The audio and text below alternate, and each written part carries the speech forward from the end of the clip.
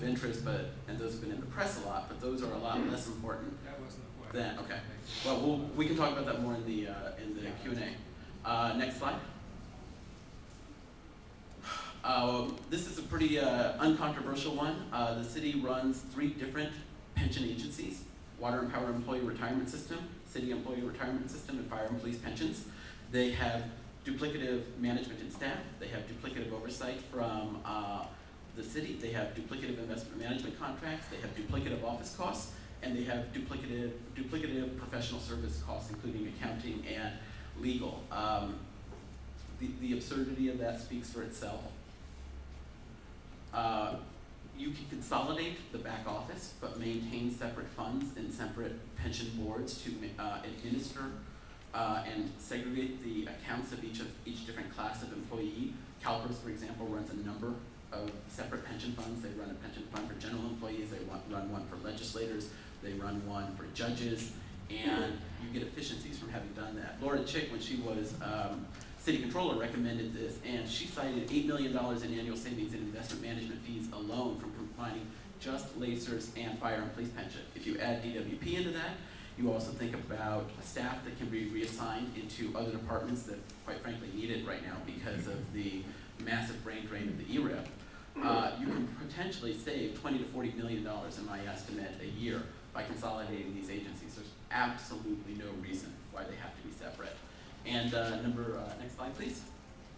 Number 8, healthcare benefits. So if you retire from the city of LA, you will be eligible if you have qualified for full healthcare benefits for a health insurance subsidy of around $1,000 a month, depending on which plan you're in, for life, as long as you're collecting benefits. The employees have put away nothing for that.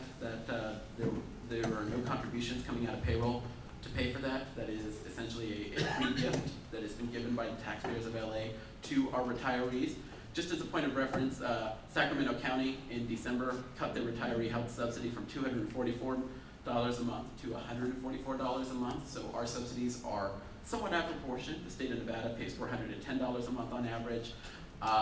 These are incredibly high premiums. There is one silver lining here, which is that basically everywhere but Los Angeles, every city, county, state, water district, school district, etc., has been funding these benefits on a pay-as-you-go basis, meaning that they were not setting aside money for these benefits when they were earned and when the employees were working. That approach is going to cost those groups billions and billions and billions of dollars. LA, sometime in the last 10 or 20 years, made the decision to pre-fund our healthcare costs. This was one of the best decisions that has been made by anyone managing the city of LA. I still don't know who did it. Julie, do you know who did that? The elected members on the pension board, as opposed to the crooks appointed by the mayor.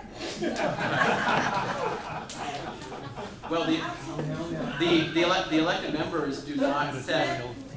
The elected members administer that, but they don't make the choice to do that. That's actually done by council. That's actually their advocacy. Okay, and GASB came into effect, absolutely, because it's their pension they were taking long term.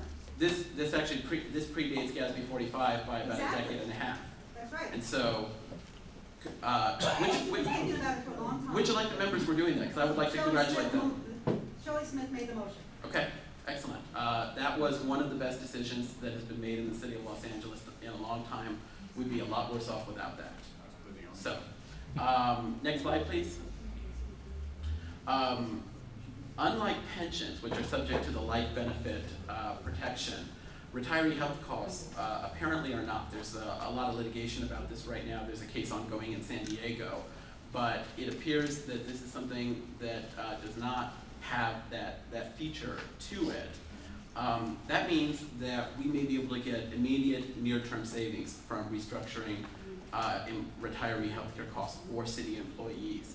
We spend $350 million a year, $350 million every single year to pay for these benefits for current employees and retirees.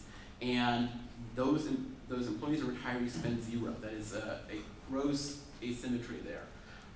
We need to, if we're going to keep these benefits, if these benefits are important to our city employees as a component of their employment contracts and as a benefit for them, they need to pay for at least some of it. Next slide, please. So what can BudgetLA do? First of all, we need to focus on pension and healthcare reform first. I know that this group has a diversity of interests. There are, of course, many, many, many things that are important to the quality of life of a city like ours. We need to focus on crime, education, transportation, energy, the environment, many things. Whatever your priority is, whatever your issue is, you need to be worried about pensions and healthcare first, because the money has already been spent.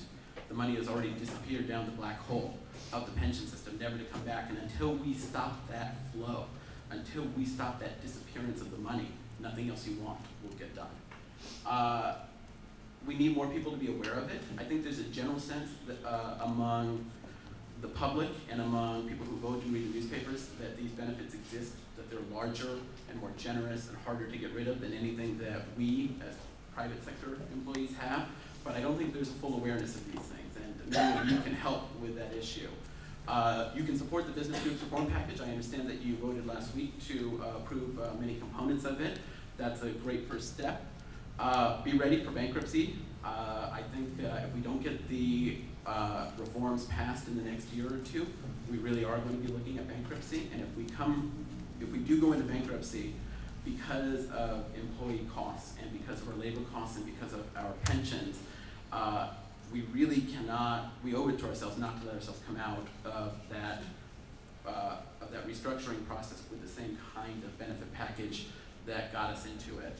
And consider voting for the CFFR initiatives on the November ballot. They are in the process of gathering signatures right now, and that will be an important part of reforming this key issue throughout California. What's that acronym mean? California Foundation for Fiscal Responsibility. They are the group backed by Keith Richmond and run by an accountant out of Sacramento named Marsha Fritz that is trying to pass a statewide initiative to lower pension benefits for new hires. And it appears that our elected officials have decided to not pursue that for the city of LA, but we have the opportunity to pursue that statewide, and it would apply to the city if we can get that CFFR initiative passed. So. I was hoping Keith would go back and practice medicine. And with that, next slide please. I think we are done. So thank you very much, and I'd be happy to take questions.